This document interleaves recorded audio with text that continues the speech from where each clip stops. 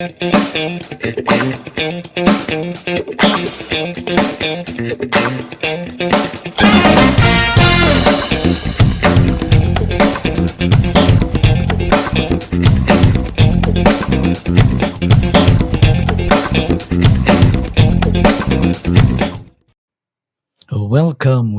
viewers, to Midnight Coffee with Faisal.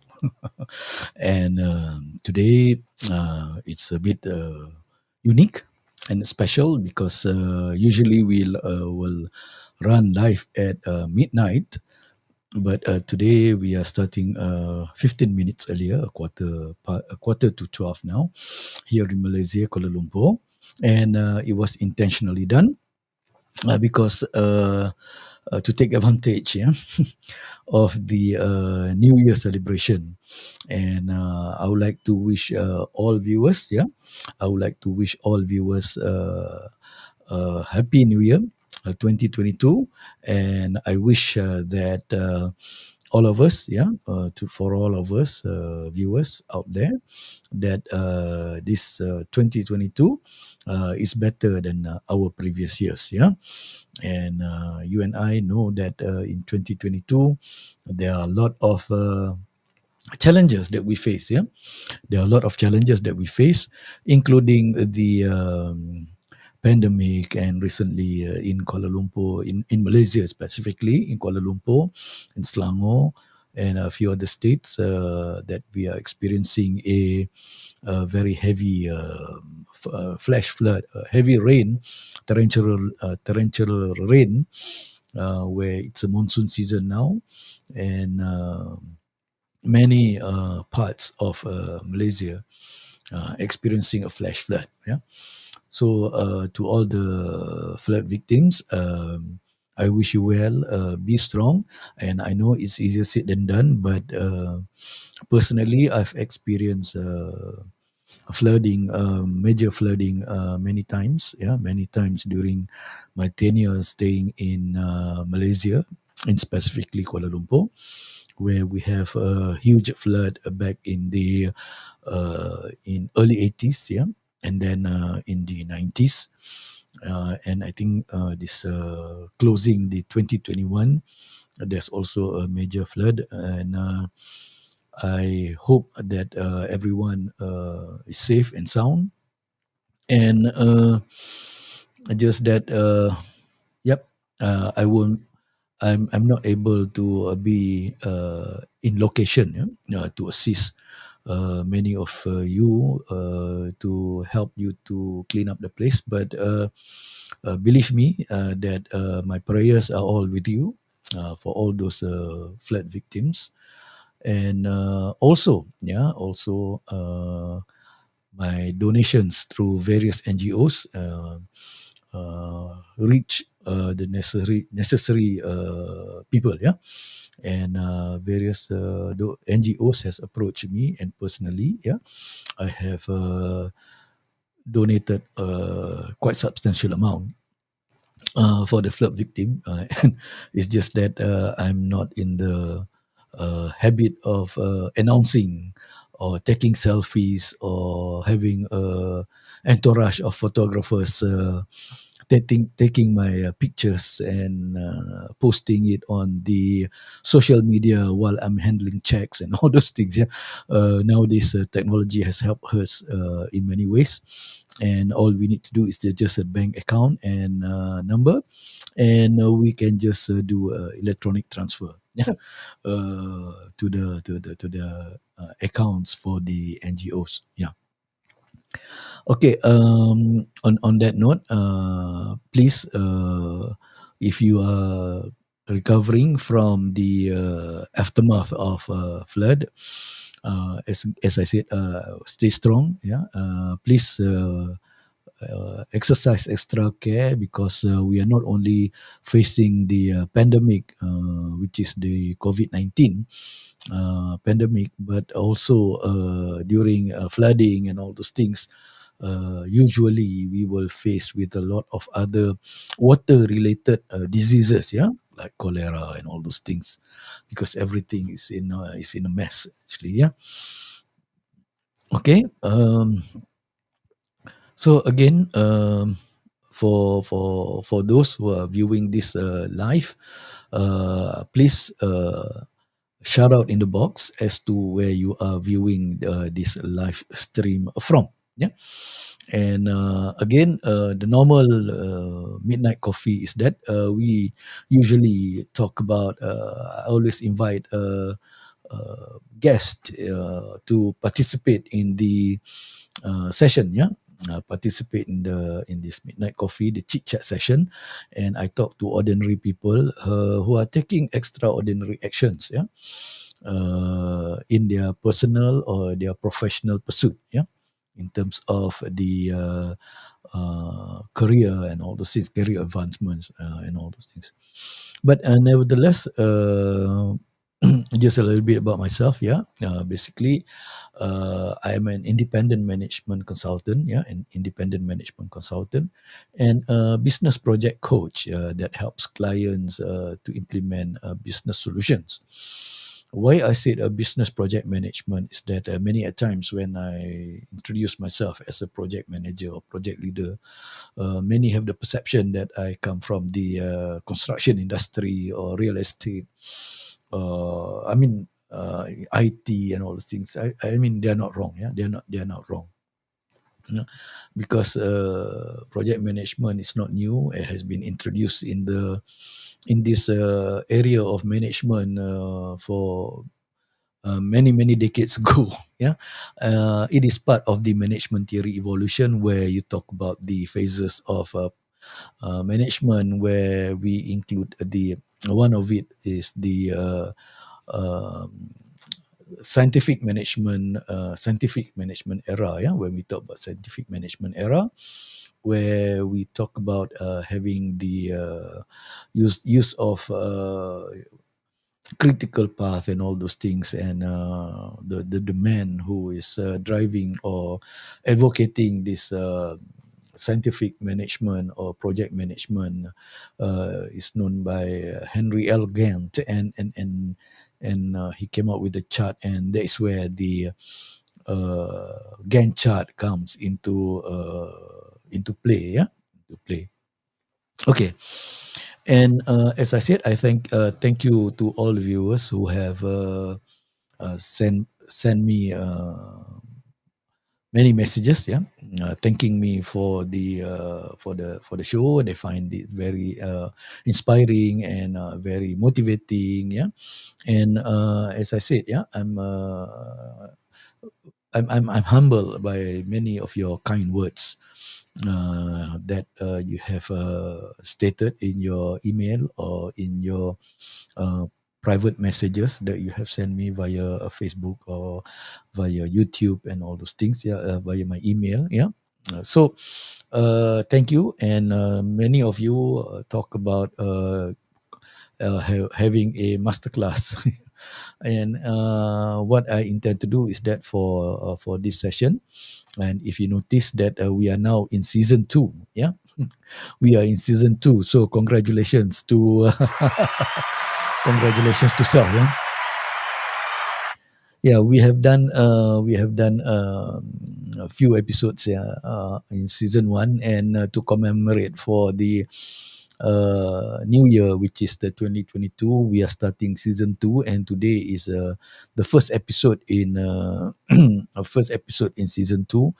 And as requested by some of you viewers, and I'm kicking it off with a project management masterclass. And believe me, it is not easy. It is not easy to conduct a masterclass for 1 hour on project management, but I will attempt. Yeah, I will make an attempt to do it. Yeah, to satisfy some of the viewers' needs, and I hope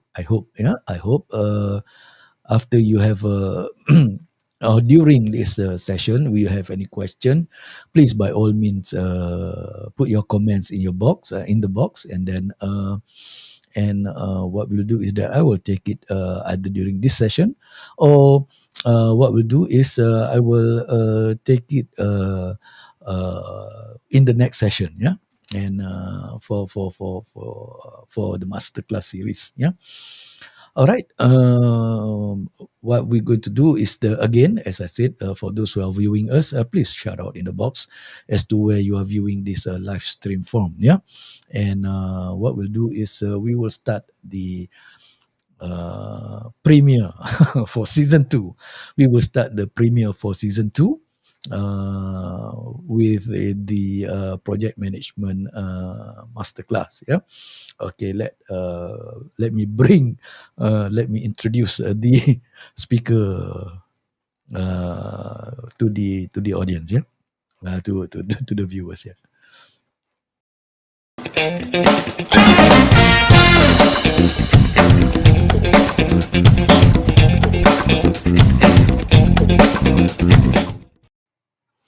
Hello, welcome again.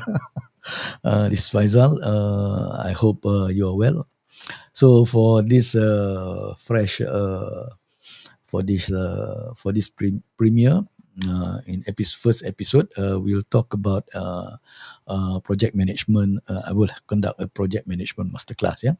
So basically, what I'm going to talk about today is three things. Yeah. Four things. Sorry. I'm going to talk about three things about the project management, where we talk about first, I'm going to talk about ecosystem, project management ecosystem. I'm going to talk about CSF, or critical success factors. I'm going to talk about framework, and I'm going to talk about this something that I've coined out during my tenure as a project manager and involving in project management is MOCHEX. Yeah.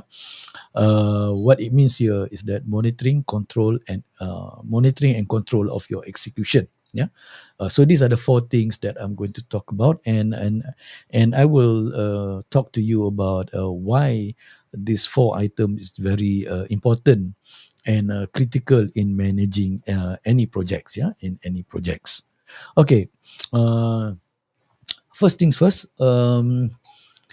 What is this thing about project management? Because project management is not new. Yeah, it's not new. It's just that it has been in the sphere of management for very very long time. It's just that many organization is not taking it seriously. Yeah, it's not taking it seriously, and project management have been considered as an accidental. Yeah, project management has been considered as accidental profession. Yeah, accidental profession. What it means here is that every one of us, we go to work. Yeah, we go to work, and but a lot of people sometimes they forget to realize that when we go to work, work comprises of two components of work. There are two components of work. One is the uh, operations, where you have all those SOPs and processes and procedures that involve around the operations. Yeah. And the other one is that when we talk about work, the other one is we talk about projects. And this is where projects, by the definition, is that it is something that is unique, temporary. It has a definite start, and it has a definite end. Yeah. So we talk about projects that doesn't have a standard SOP, because there's no two projects. Yeah, there's no two projects, although they're similar, but they're not the same, because the situation that you are running the projects, yeah, the environment that you are running the projects, the stakeholders involved in the projects may differ from projects to projects and are usually different, and the outcomes are usually different. So if it is the same every time, it will become an operation. So project management doesn't have a SOP, so to speak. Yeah, you don't have a standard operating procedures for projects, and it is up to the project leaders, or project champion, or the project sponsors to work out the ways and means. Yeah, to get the projects running. So project management differs from operation is that operations have a standard operating procedures and processes when it comes to doing it. But when it comes to projects, there is no SOP. You only have what you call methodologies, techniques, and processes. Yeah, and and it differs. It differs from projects to projects and companies to companies. So this is where project management became the killing field. Yeah, you really need to have a very strong survival skill. Yeah, you need to have a very strong survival skill in running the projects or in executing projects. So the question is that what is the big fuss about all this project management? You know, what is the big fuss about all this project management? So let me show you, share with you a short video. Yeah, a short video that I've prepared for all of you to have some uh, how shall I say, a fundamental appreciation. I wouldn't say understanding. I think most of you understand what project management is all about. It's just that I will show you a short video on the fundamental of project S2, why we need project management, and what is the big fuss about project management. Yeah, so let's watch the video that I have prepared, a brief video.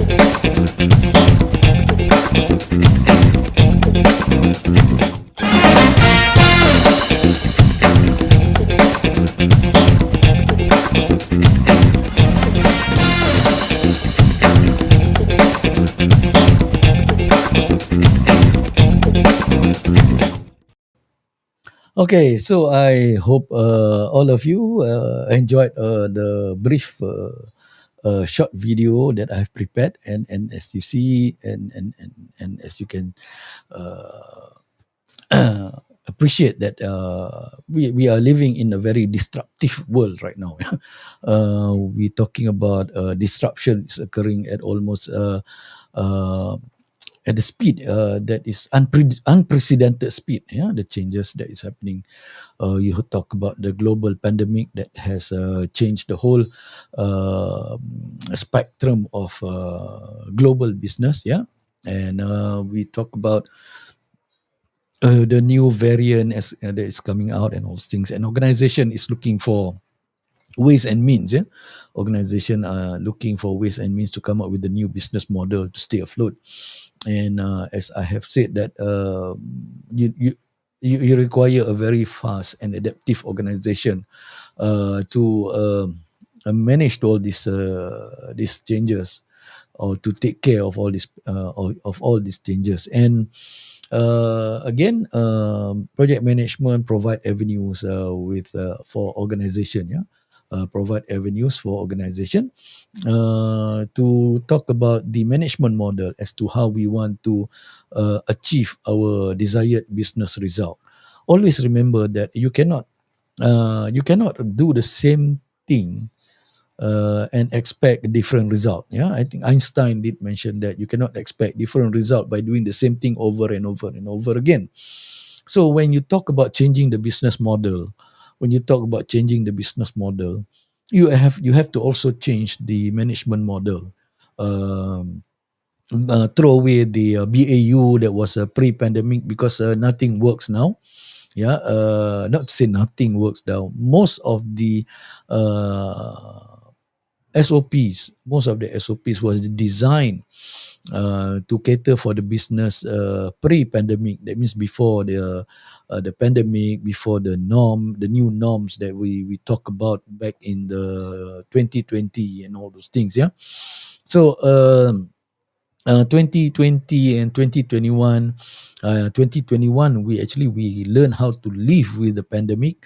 Yeah, we learn how to live with the pandemic, and we talk about a finding ways and means to get the desired business result. And a lot of the crisis, a lot of way we manage now is very much agile. Yeah, it's very much agile, and we have to make some changes. And this is where sometimes projects, as you can see, is that research have shown that 80%, 70%, 70%, if not 80%, 70% of projects are challenged because you are expecting the different result by doing the same thing, by looking at the business operation the same way, and it just doesn't work, because now you talk about last in 2021, 2022, sorry, in 2020, 2020, 2020, yeah, 2020 and 2021, most of us are working from home and all those things. So you cannot expect to have a SOP, the same SOP, like clocking in, clocking out, being physically there and all those things. So it just doesn't work.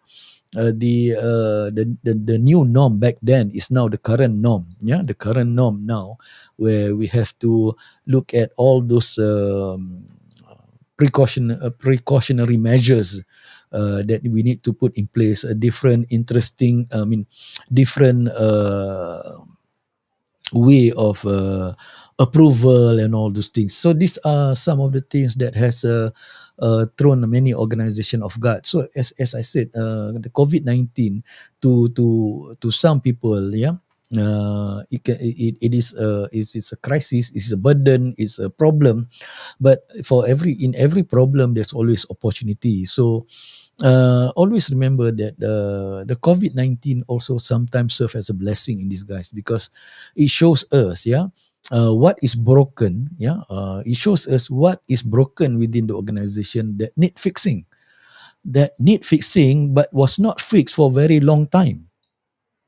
Yeah, so through pandemic, then we discover that, oh my god, there are a lot of things that we need to do, but we put things on hold, or we sweep it under the carpet and all those things. So at the end of the day, this pandemic hit us hard, and we said, oh my god, we need to have it now. So this is where, when you talk about technology refresh and all those things, we always delay under the premise of cost saving and all those things. And at the end of the day, when you are hit with pandemic, then you start buying new things, buying resources, computers, platforms, yeah, what you call that, video conferencing platform, which you should have done earlier when the price is low. But being human, again, being human, we say, okay, never mind, we can put this in a as a back burner. Yeah, put it as a back burner, and it's something that, we can do it later, and when these things hit us, then then we discover that oh my god, we are caught, yeah, we are caught with our pants down or with the skirt down or whatever the things that the terms that you like to use, yeah. So this is where sometimes COVID or the we talk about the this pandemic is actually a blessing in disguise. It shows us what is broken and need fixing that has been being left alone for some time. Or we put it as a back burner or as something that we're going to do later. Okay, so meaning to say that project management, especially in many organization, as I said earlier, has been treated as an accidental profession. That means you do it out of by accident rather than by design. So this is where when I said when we talk about the first point is that the ecosystem is that organization, most organization they have a what we call they don't have in a proper project management setup within the organization, and usually some of them they leave it to the younger or some junior managers to spearhead all the projects within the organization. It doesn't work that way. So why projects are challenged, over the past so many years? I mean, just to give you a bit of context, is that I've spent more than 35 years in project environment, yeah. And I'm not just talking about departmental small budget projects within a particular organization somewhere around the corner in Malaysia, but I've been involved. Yeah, I've been involved in projects, not only at unit level or divisional level, but I'm also involved in projects at corporate level and even at national level here in Malaysia, and also involved in multi-million dollars worth of projects across the board. Yeah. So I've been involved in projects in Australia, Asia and Australia. That means in Central Asia. I've been involved in Europe, projects in Europe, in France, in specific Toulouse, in Bremen, Germany, and in UK, for example. And I've been involved in corporate projects in US, in New York, in specific. So what I'm saying here is that when I run through a lot of projects, is that I've seen that many organization doesn't have a proper setup to look at the project activities. We work, as I said earlier, work comprises of operations and project. We have all the structures. We have the managers, we have the staff, employees, every Tom, Dick, and Harry that you can name it within the hierarchical structure of your organization, which involve in the operations. Yeah. So some organization are so large, they have 25, 30,000 worldwide, 50,000 worldwide staff. Yeah, but all structured in by geographical region or by product or by functions or whatever not. So that is to take care of the operations. But when it comes to a project, when it comes to projects, yeah, when it comes to project, there is no one structure, a strong structure that will look at all the projects that is running within the organization. And this is where sometimes organization lose focus as to what their projects is all about. Yeah. And I've seen that some companies say no, I mean, some of the viewers might say no, we have a PMO, project management office, or we have a TMO, transformation management office.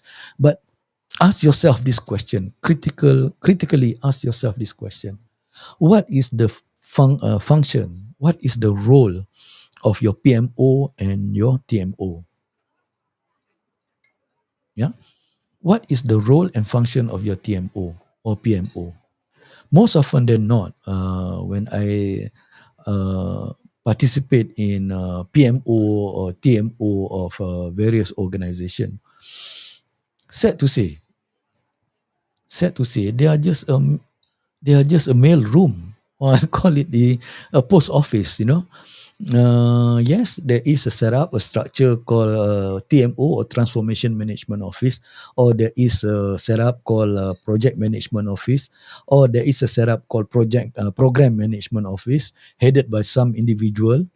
And maybe when I look around and I ask how many people do you have in your TMO, PMO, or PGMO, or Program Management Office, and then they will just say, okay, I have 5 staff. I say, you have 5 staff, 5 employees, yeah, reporting to you to cover the whole organization's project, and your company is a multi-billion company, and you have 5 people just to do.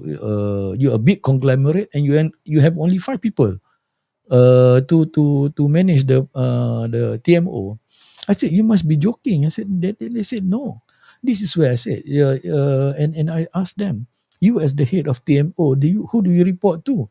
Oh, I report to some senior director who is not so, and that senior director then later report to the group CEO. So that means uh, he or she, this particular individual, did not report direct to the CEO or the group CEO or group MD of the organization. So meaning to say that uh, this particular individual uh, have to negotiate for power, influence, and have to play up organizational politics to get things done. And sometimes, if a person who is of, if the next person is of higher authority than him or her, then he or she will have difficulty to push the projects or certain things through. Yeah. So what I'm trying to get at is that organization, since this is a masterclass, the first thing is that uh, you have a problem with your projects. You have a problem with the whole organization in running the projects. The first thing that you need to ask is that, look at your company. Do you have a complete project management ecosystem within the organization? If you don't have a proper ecosystem that comes complete like the operations, then you don't believe in all those projects that you are pitching or you want to do, because you will have difficulty in executing the projects later. Yeah. So the first thing is that when you want to talk about project management, first is that you want to be successful and all. The first thing that you need to do is, number one, is to have a proper ecosystem. Yeah, ecosystem, that means it comes complete with the proper structure. Yeah, I wouldn't say that it has to be bloated up with like how your operations are, but you have to have a individual, yeah, a head of that TMO or PMO or PGMO or whatever that what you would call it. You have to have a proper structure within the transformation management office, or TMO or PMO, whatever you might call it. You have a head, and then this head have to sit at the same level as the senior director. He or she must report to the group CEO. And there's no point of having a head of a TMO where you talk about you want to transform your company, and then you have this individual, the head of the TMO, reporting to some other directors who have a different agenda or different interests. And this is where I always, I mean, when I'm engaged with most of my clients that they have engaged us, these are the first thing that I audit. I look at the ecosystem of project management. Not only they are not mature in running the projects, they don't even have a proper system. So that means maturity level. Talk about CMM, capability maturity model. I mean, you can Google up about capability maturity model or CMM later. But uh, the TMO is at a level 0. Yeah. So, and these are big companies. They are not small companies. And without the proper ecosystem, you will have difficulty to drive the project through. So ecosystem is the first one that you need to look at. Yeah. uh, if you have any queries or any question or anything that you want to surface, please by all means shout out in the box, and I can pause and maybe look at some of the comments, and then we will go through your query and your questions. Yeah. All right. The next part. Yeah. The next point that I want to bring forward is that CSF, critical success factor. Critical success factor. That's why they call critical success factor, meaning to say that CSF is very important, and you have to manage them. This is where sometimes project management, projects or transformation program is not that successful and all those things, because you're not managing the CSF, and CSF is very important for you to achieve a successful transformation or transfer successful change or successful project closure, and that's why they call it CSF. Yeah. I hope it gets through the term, because a lot of people talk about CSF, but they just mention it the CSF, but they are not managing this. So there are two parts in managing the projects. One is the project technicalities, managing the project technicalities. The other one is managing the CSF, or managing the whole project itself. Yeah, the managing the overall project itself. And the technicalities is the list of your problem. Technicalities of projects are the list of your problem. The biggest chunk of your problem is managing the project itself. That means managing the CSF. So what are the CSF? Yeah. So Pinto and Slevin, Pinto and Slevin has written this back in can't remember exactly. I think 1987 or 1988. Yeah. And they have come out with a full research about the 10 factors, 10 success factors. And this was one of the basis of my PhD research as well. And yeah, I've written to them, and I've got their consent to use it. And then they said that in running projects, you just need to manage these 10 success factors. And they have done research globally across so many countries. Yeah. So there are 10 success factors that you need to manage. Yeah. Number one is project mission. The project must be clear why you are doing this project. I'm going to talk about, I will talk just briefly about each of the factors. You have to be clear what this project is all about. Who does it serve? Yeah. Who does it serve? Which customer, or who are the clients, and what are the areas that they are serving, and how does it link up to the overall organization business strategy. Yeah. And then the second CSF is there's a spelling error there. My bad. It's top management support. Yeah. uh, it's top management support is my bad. My spelling error. Top management support is crucial, and you see that companies, projects that receive a high level of management support will have a high visibility, and with the high visibility, you will push those projects or programs or whatever transformation initiatives through. If you're not getting the top management support, then you will have difficulty even to convince some of your peers, or even some of your people outside your sphere. Yeah. And then the third CSF is project schedule and plan. Yeah. So when you talk about project schedule and plan, you have to talk about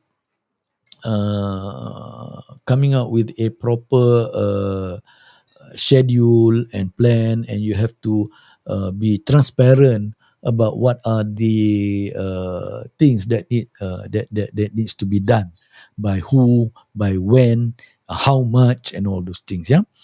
The next CSF is client consultation. This is where I just run through. Yeah. Client consultation, personnel, technical task, client acceptance, monitoring and feedback, communication and troubleshooting. I will touch a little bit about client consultation and client acceptance. This is where a lot of projects how should I say, hit the roadblock, hit the wall. A lot of project managers, they tend to do their projects in a vacuum. Please remember that any projects does not exist in a vacuum. It has to be derived from somebody, somewhere, somehow, that requires it, that wants it. So you have to have a customer. It can be an internal customer within your organization. It can be an external customer outside your organization. And these are your clients. And I know that clients, they have a very, I wouldn't say, they have a very unique mindset. Yeah, client have unique mindset. So sometimes I've been involved in projects when we talk about when I talk to the clients and when I ask them what they want, they give a very vague picture and expect you as a provider to translate uh, their picture into something that you can deliver or deliverables. Yeah, so that's one. Sometimes you have client far apart that know exactly what they want. So this is also interesting. Uh, because sometimes they tend to become a very single track mind. But they are clients, and clients being client, you just have to respond to the client needs. At the end of the day, it's them who are paying for your projects, yeah, for your product or for your services. So what you need to do is to sit down and consult with them. I've done a I've done a assessment, yeah? And in fact, Pinto and Slevin, in all those 10 success factors, yeah, that I've mentioned earlier, is that Pinto and Slevin have done a very comprehensive questionnaire, and that is why their research is considered as a benchmark research, because a very comprehensive assessment tool that they have provided, where people can use it to profile their projects at the start. I always use their profile, project implementation profile, before the project starts, during the project, or in the middle of the project, and during the project closure. So it gives me 3 snapshots of the CSF. Yeah, and during execution, it depends on the project. If the project is a longer period, then we do the profiling more frequent. Yeah, to see whether are we managing the CSF. Yeah. Okay, when you talk about client acceptance, you have to talk to clients, and this is where in other masterclass series, or in talks or corporate training or coaching that I conducted, is that you have to be aware of the stakeholder dynamics. Yeah, stakeholder dynamics is very important. Remember this Pareto rule, 80-20 Pareto rule. I think everybody is aware of this Pareto rule, 80-20. Yeah. If, for example, 80% of your stakeholder, 80% of your stakeholder does not agree with your projects, or does not agree with the project that you are pitching, then you won't be running the project, because 80% of the people would have rejected your project pitching outright. Yeah. So if for example, 80% of your stakeholder is in favor of your project, don't get too excited. Trust me. Trust me, if 80% of the stakeholders are excited about your project, don't be too quick to jump up to jump up and down and be happy about it, because there are 20%. There are these 20% of the stakeholders who are not supportive of your project. These are the people that can create 80% of your problem. Trust me.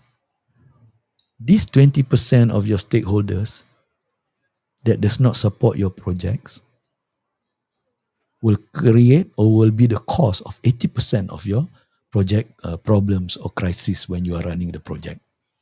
So you have to manage your stakeholders. In my other, as I said, I do conduct business project management coaching. I do conduct corporate training, and I do conduct lectures and all those things. There is this competency that a project manager must have, which is the management consulting skill. Project managers must have a project management consulting skill. Yeah. In that consulting skill, and why I say consulting skill is that I've worked I've been employed as a consultant before. I've been employed as a senior consultant before. I've been employed as a COO of a consulting company before, and in consulting firm is that the beauty about consulting firm is that you are engaged in a lot of projects that is outside your comfort zone. Yeah, you're engaged. You're doing projects outside in comfort zone, and I've been working in projects that is outside my comfort zone. Basically, I'm an aeronautical engineer, by training back in the 80s, but involving myself in projects, and becoming a project consultant has exposed me to various areas outside engineering. You talk about human resource management system, yeah? Human resource management system. We talk about enterprise risk management. You talk about IT. You talk about IT, yeah, strategic IT outsourcing and all those things. And I've been involved in a big conglomerate corporate branding exercise.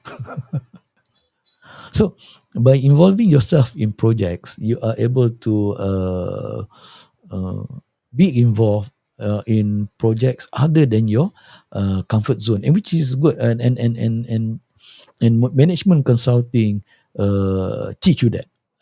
Develops your that competency so that you are able to work within cross boundaries. The projects that I'm coaching right now, the business project that I've been coaching and I'm coaching right now, and all those things, it cuts across various sectors. Uh, they are in finance and banking. You talk about sports. You talk about event. You talk about waste management. So it's a whole lot of scheme. And most of the client that I'm working now are a conglomerate of group of companies that have subsidiaries of various background. I even go into healthcare. So what I'm trying to get at is that management consulting skill is one thing that you need to have as a project manager or project leader or project sponsor or project champion, so that you are able to you are able to maneuver your way through within the organization. And coming back to the stakeholder management just now earlier, as I said, the 80% that supports your project is not the problem. You just need to keep an eye on them and manage them, yeah, because they are supporting you. The 20% of the stakeholders that is not supporting you, the 20% of stakeholders that is not supporting you, these are the one that is going to create 80% of your problem and headache in running your projects. So with the management consulting competencies, you are able to maneuver your way into the political landmines of the organization, especially for those who are not supporting your project. So you have to know, you be able to articulate your way, maneuver your way through the project landmines, yeah, and how to deal with them, yeah, what to do with them. You have to understand the concept of power, politics, and influence within the stakeholder dynamics. So, stakeholder dynamics is the key in managing the projects. And as I said earlier, is that uh, 80% of project success or failure are basically people. If you look at the CSF that that I've displayed earlier, maybe I'll show it again. All those CSF focus on people: project mission, management support, client consultation, the personnel, the project team, the technical tasks, the client acceptance, monitoring and feedback, communication, troubleshooting. These are all focusing on people. So 20% of the project success or failure is only technical. The rest are people related. So what you need to do is that you have to manage these stakeholders. Stakeholder dynamics is very important, and you need to socialize with your stakeholders. You have to make them comfortable, because at the end of the day, in running a project, is that you are coming up with the idea that can be implemented. That means they are feasible, they are viable, yeah, that can be implemented by the organization, and that are accepted by the people. So at the end of the day, if the people that is not accepting your project, that means your stakeholders are not accepting your project, then you are in trouble. Yeah. So manage your stakeholder. So CSF is a very important item that you need to look at. So I've talked about briefly on the ecosystem. I've briefly discussed on CSF, critical success factor. Then I go into framework. Now, framework is another interesting point. Another interesting item that you need to be worried about. Yeah, because as you've seen in the video, a lot of people says that, oh, they know project management. I tell you, uh, I've engaged with many C-suite, C-level. When you talk about C-level, you talk about the CEO, COO, CFO, CSO, C whatever, all the C's, you know. And when we talk about managing project, oh, everybody is so proud. I would say arrogant, but proud with confidence, and says that, they know project management. They have done this, they have done that, they have done this, they have done that.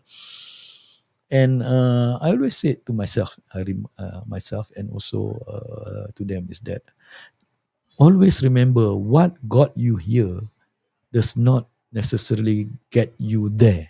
Yeah. Ah. What got you here does not necessarily get you there. Yeah.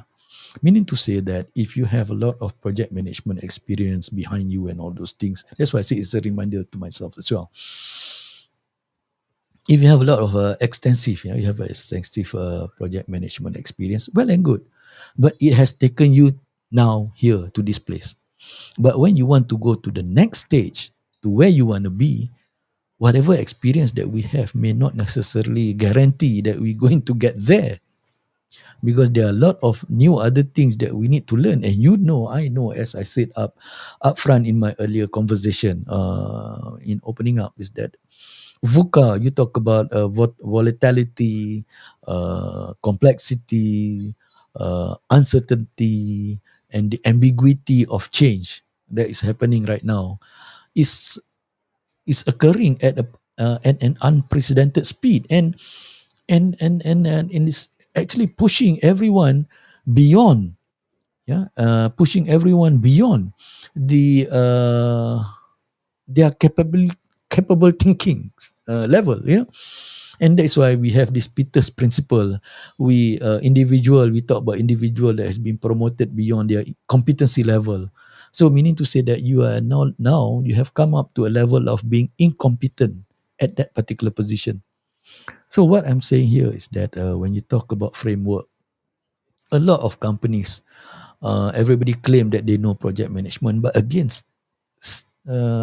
still they have challenges.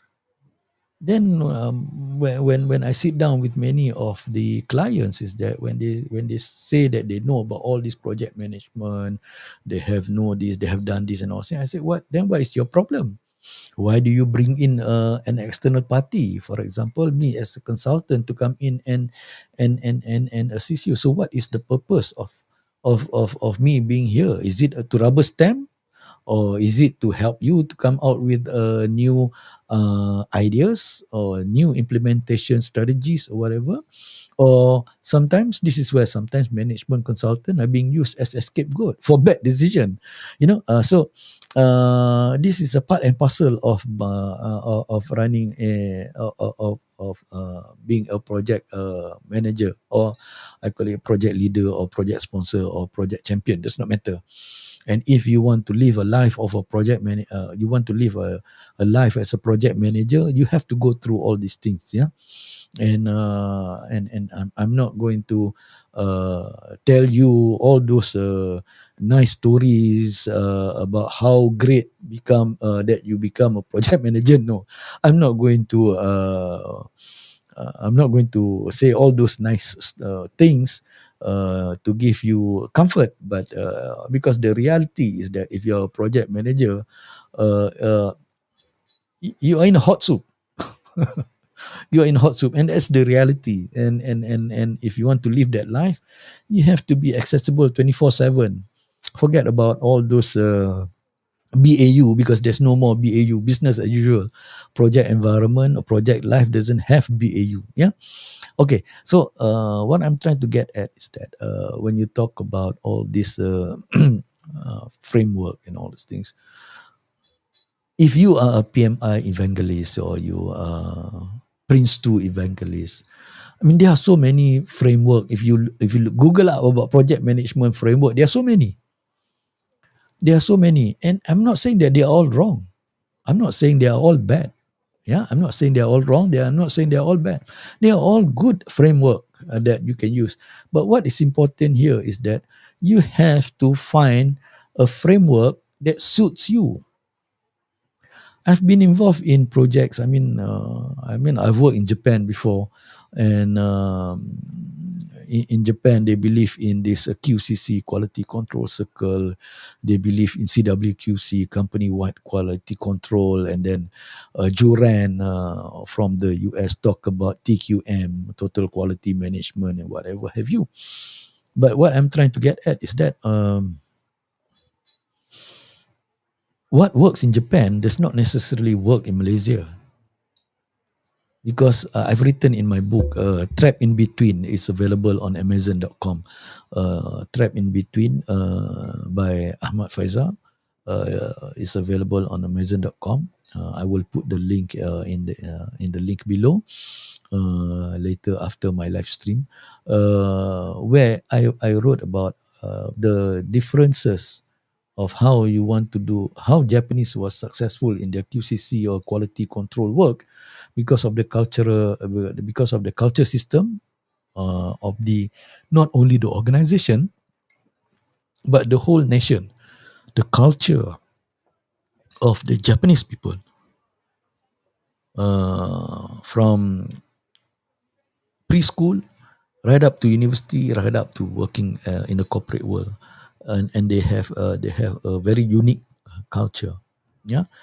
And QCC demand a high level of discipline, and they are very disciplined. When you bring the framework of the QCC or CWQC framework to Malaysia,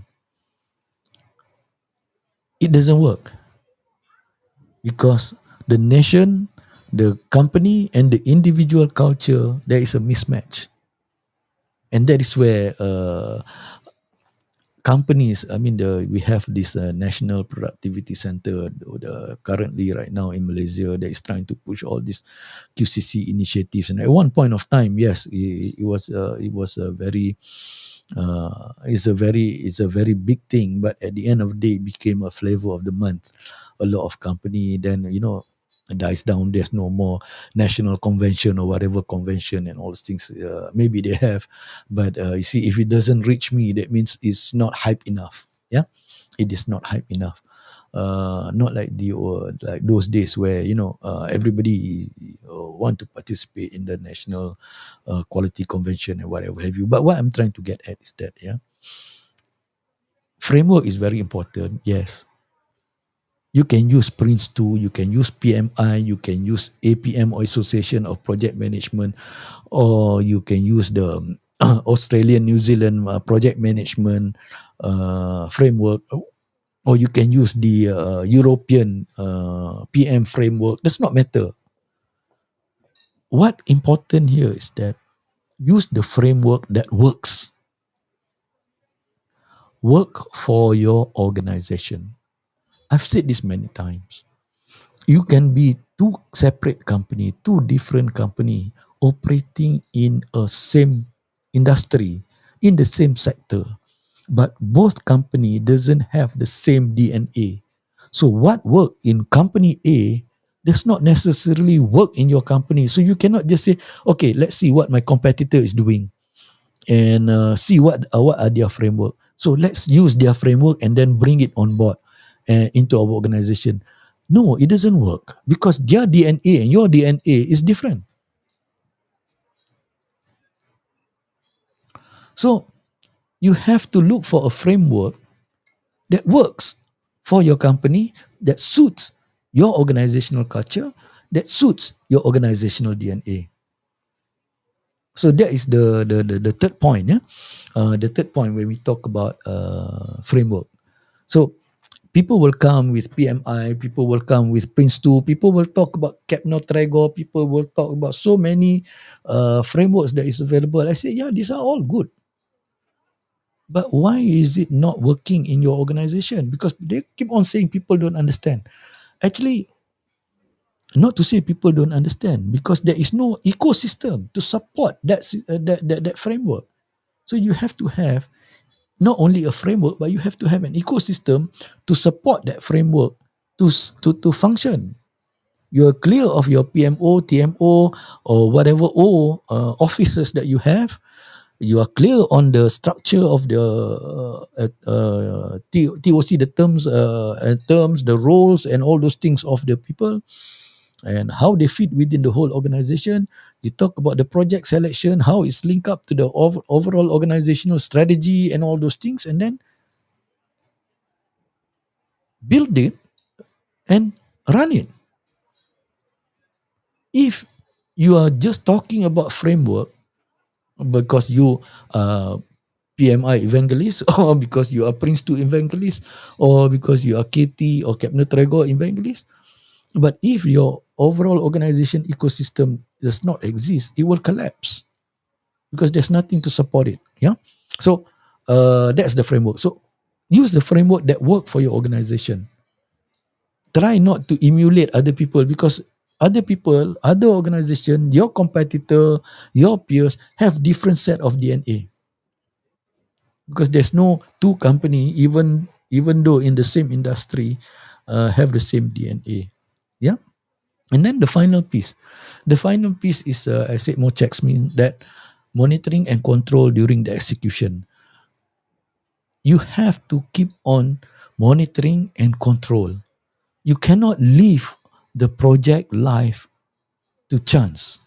Yeah. You cannot leave your project to chance. You have to design the flow of the projects. Yeah, you have to look at the plan, and then you have to monitor. Monitor here means two things. You have to monitor the CSF. You have to monitor the environment, the VUCA, as I said earlier. You have to monitor the VUCA. You have to monitor the project itself, and then you move during the execution. If things change, don't be too stuck up about not changing and take other methodology or other tools or other framework. Sometimes you have to let go of what doesn't work. This is what the experimenters or outliers, they call it, are doing. If it doesn't work, they just drop it and then move on. Find what works. Yeah. So when you talk about the project, as that's why I said during the execution, you have to monitor and control, and you have to be agile and adapt. You can only be able to be agile. You are only able to adapt if you monitor and you control your project during the execution. Most companies, they discover all those crises discover all those problems towards the tail end. When it's too late, things happen. Then you are looking for people to be to blame. This is where we talk about Peter Drucker in the 60s. Yeah, in the 60s, he wrote a book about MBO, management by objective. 60s, 70s, around there. Peter Drucker talked about MBO, management by objectives. But unfortunately, many senior management or managers, unfortunately, is managing by MBBO, management by blaming others. So if your culture is to look at scapegoat, looking at people to be blamed when things doesn't go as per plan, then you are not managing by objective. You are managing by blaming others. So if your management system is MBBO, that means you don't have an ecosystem to support it, then forget about using project management or forget about using business model, management model, and whatever have you. Yeah, because you just want to look at, okay, this is what I want to do. If it doesn't work, I'm going to blame you. Period. Yeah. So that's the life of a project manager, living in a project environment, and you have to be prepared for all those things. So what we'll do is that these are the 4 items that you need to remember. When you talk about monitoring and control, you have to monitor on a regular basis, yeah, and then do a forecasting. This is where when you talk about monitoring and control, it has it has two parts. One is looking at past, what has happened, and then the other one is doing forecasting, what is about to happen, what is going to happen. So it's just like in accounting. Some of you who are accountants, some viewers who are accounting background, you have this what we call cost accounting and management accounting. Cost accounting is something that has accrued. Yeah, something that has happened, accrued, cost, done. That's why your P&L, when you talk about annual general meeting, AGM, when you talk about annual report and all these things, these are, you hold the annual general meeting in July, you close it December. Your now 2022, now people are busy trying to clean up their account so that they are able to generate an audited account, and then after that they publish their what you call that, annual report, and by June, July, they hold a annual general meeting to the shareholders and all those things, stating how they perform in 2021. That's happened. The question is, what am I going to do 22 and 23? So this is where for entrepreneurs, uh, the first quarter of 2022 is finished, gone. We are just hitting, today is the first, now today, because we've passed midnight, today is the 2nd January. January, February, March. These 3 months is considered gone. Meaning to say that you are now planning for the second quarter, April, May, June. Because January, February, March is more of the execution of your annual plan, trying to get the money in. The money need to come in now, and you need to plan for the April second quarter. If you have no activity in the first quarter, that means you're not doing justice to the organization. Yeah. Okay. So meaning to say that there are 2 parts, monitoring and control. We have 2 parts. One is past, one is forecast, the future. So you need to look at both and find ways and means how to stay on track. And should you have this VUCA that is occurring all over the place. Remember the short video that I showed earlier about disruption. We are living in a very disruptive world where we are living in this what we call not the new world order, but we are living in the new world disorder right now. Yeah, and a lot of disruption is occurring at many levels. So with all these things that's happening, as a project manager, a project leader, project sponsor, project champion, you must be able to read what is happening within the environment and then translate it into a business strategy and then modify your plan accordingly to anticipate for the future. Yeah. So during the execution is where the challenges comes in. But always remember, you have to manage your CSF. And part of the CSF critical success factor, majority of the critical success factors purely people. So you have to manage your people. When you talk about managing your people, these are your stakeholders. And you have to manage your stakeholders dynamics.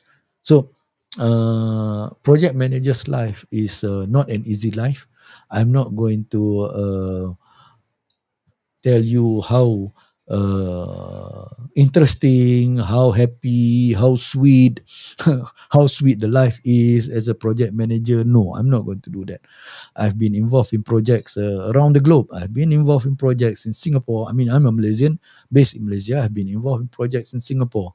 I've worked in projects in Australia. I've worked on projects in Japan, in China, in Germany, in France, in UK, in US, in Kazakhstan, Central Asia, Kazakhstan, and then the Saudi, yeah, uh, and then in Iran, yeah, in Iran, for example, in Yemen. So I've been involved in projects all around the globe, yeah, and the trend is the same, yeah, the behavior is the same in terms of the project belief.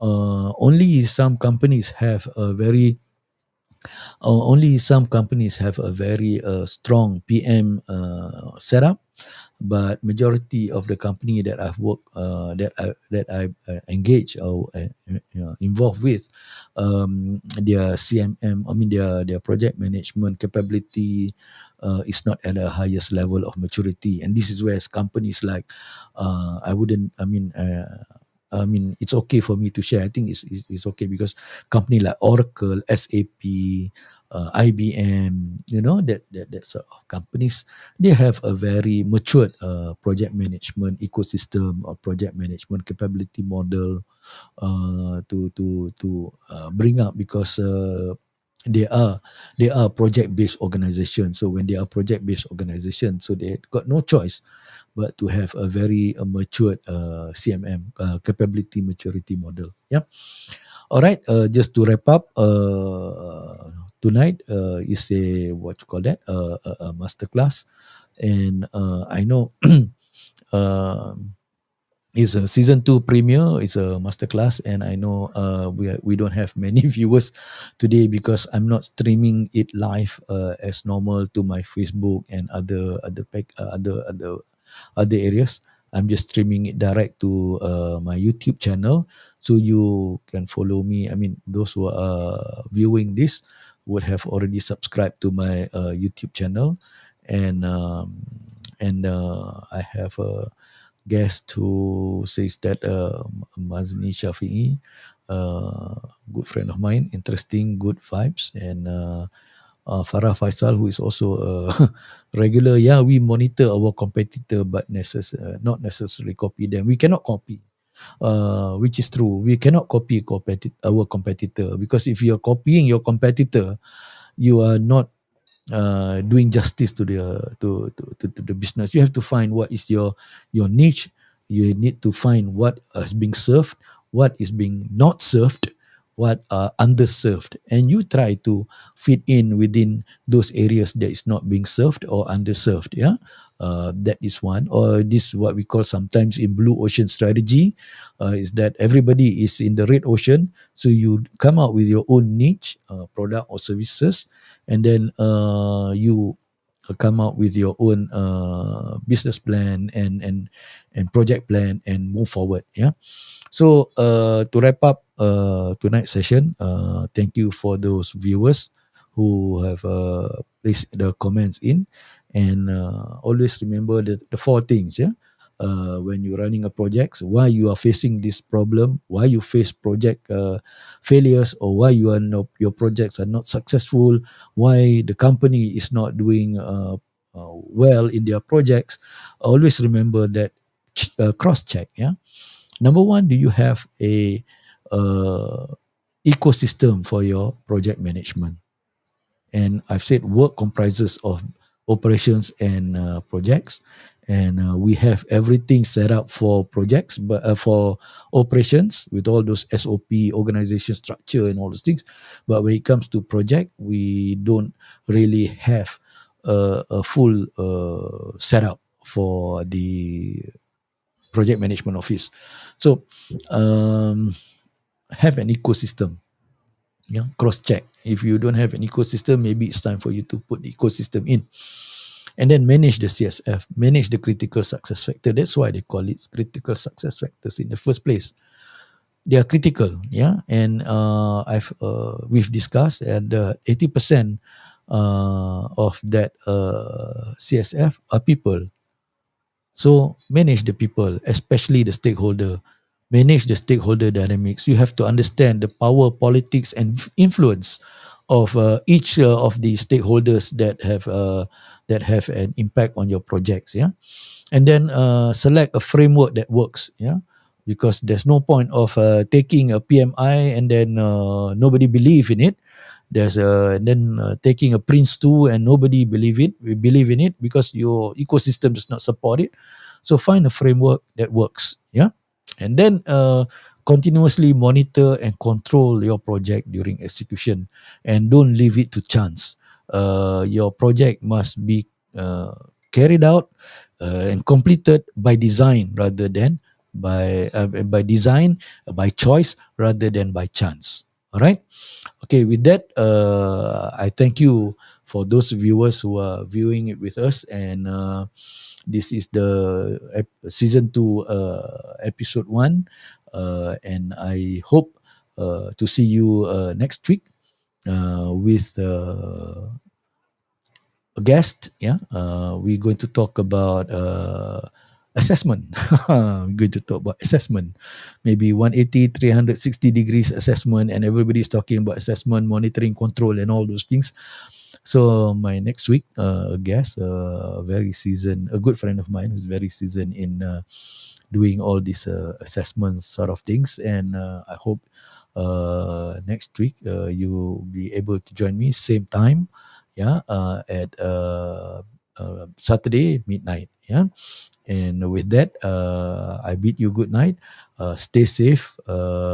Please observe the SOP and be very aware of your surrounding, including now because of the rainy season or the monsoon season that is hitting us, and everywhere is raining and having flash flood and all those things. Please put extra care, yeah, to save not only yourself but also your family and also your community. With that, I wish you a blessed Sunday, and I will see you next week at Midnight Coffee at the same time at midnight.